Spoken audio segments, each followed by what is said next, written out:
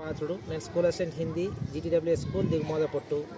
మరి యోగా శిక్షణా శిబిరం పతంజలి శ్రీనివాస్ గారు, హరిప్రసాద్ గారు మా స్కూల్లో 2 రోజుల కార్యక్రమం నిర్వహించారు. మా పిల్లల్లో చక్కటి మార్పును గమనించాం. మా పిల్లల్లో చక్కటి మార్పును గమనించాం. ముఖ్యంగా ఈ విధమైన మార్పు మేము ఊహించలేదు, షాక్ అయ్యాం. మేము చాలా ఆనందపడ్డాం. ఇలాంటి కార్యక్రమాలు అన్ని చోట్ల చేసి మా పిల్లల ఆరోగ్యాన్ని ఇంకా చక్కగా చేస్తారని మా తోడ్పాటు ఎప్పుడు ఉంటుందని ఆశిస్తున్నాం. పిల్లలు మరి ఈ విధంగా ఆరోగ్యపరంగా ముందుకెళ్ళడం వల్ల మాకు సిక్ బోర్డర్స్ తగ్గే అవకాశం కూడా ఉంది.